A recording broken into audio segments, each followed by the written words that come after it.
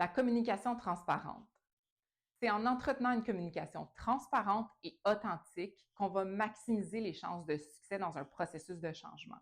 Un bon leader, ça inspire la confiance. C'est quelqu'un qu'on va trouver crédible.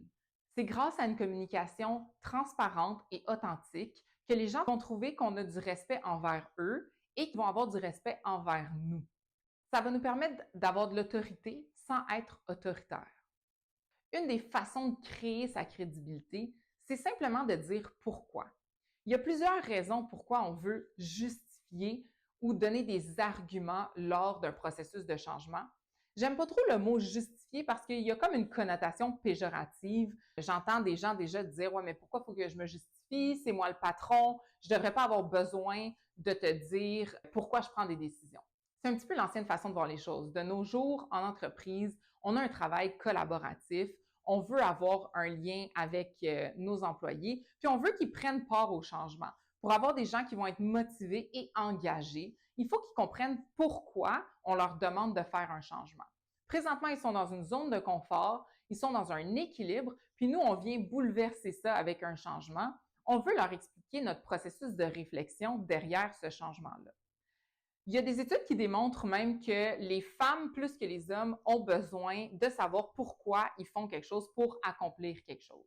Les hommes vont avoir un peu moins de difficulté à appliquer des choses qu'on leur demande de faire sans trop savoir pourquoi.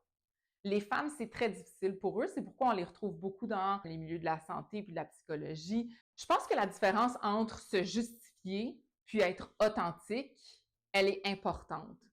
Si je prends une décision, clairement, on en parlait, on ne veut pas faire un mouvement latéral. Donc, il y a une raison derrière ce changement-là. Puis, c'est important d'être capable de dire pourquoi. Donc, pour avoir cette crédibilité-là, non seulement on veut dire pourquoi, mais on veut nous-mêmes savoir pourquoi, puis avoir suffisamment d'arguments pour gérer les objections, puis gérer les personnes réfractaires. C'est pourquoi c'est important de passer par un processus de réflexion au moment où on veut faire un changement. Peut-être qu'on a eu une rencontre avec un vendeur excellent qui nous a fait un super pitch de vente sur un nouvel outil à utiliser et tout de suite, on sort de la rencontre et on veut le mettre en application. On est d'accord, on dort là-dessus, on oublie un petit peu tous les arguments. Puis au moment où l'équipe de formation vient implanter le nouvel outil, on se rappelle plus trop la raison pour laquelle on avait adhéré, pourquoi on modifie l'ancien, puis on n'a pas les arguments nécessaires pour faire face aux objections de notre équipe.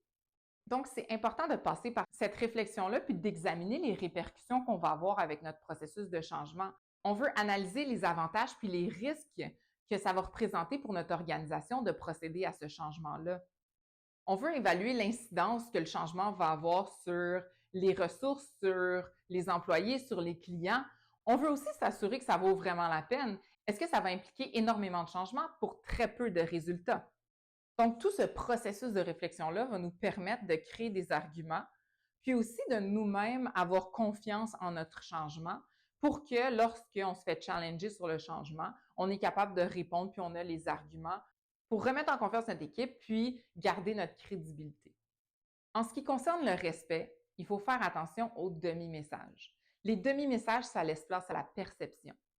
Donc, si je te dis à peu près peut-être ce qu'on va faire comme changement, mais j'ose pas tout te dire parce que je veux pas que tu sois réfractaire tout de suite, puis j'ai pas nécessairement le courage managérial de te le dire. Mais à ce moment-là, ce que ça fait, c'est que tout le monde se crée sa propre perception. Un des meilleurs exemples, c'est Dr. Google. On a certains symptômes, on est dans notre lit, whoop, on a un bouton qui nous pousse sur le bras, on trouve ça bizarre, on va aller sur Internet, on va regarder, puis on va trouver nous-mêmes c'est quoi notre problème. Donc, on n'a pas encore reçu l'information du médecin. On est en attente de notre rendez-vous. Puis, tout de suite, on commence à se faire des idées. Donc, il y a une certaine stratégie à employer pour aider les gens de passer de cette phase d'inconnu à cette phase de prise de conscience-là. Je vous donne l'exemple. Je vous dis qu'il va y avoir un changement. On va modifier l'outil de gestion de tâches qu'on utilise présentement à l'interne, mais je ne vous donne pas d'autres informations. Donc, premièrement, tout le monde vit un stress. On va avoir un changement, on ne sait pas quel outil, on ne sait pas comment, on ne sait pas pourquoi.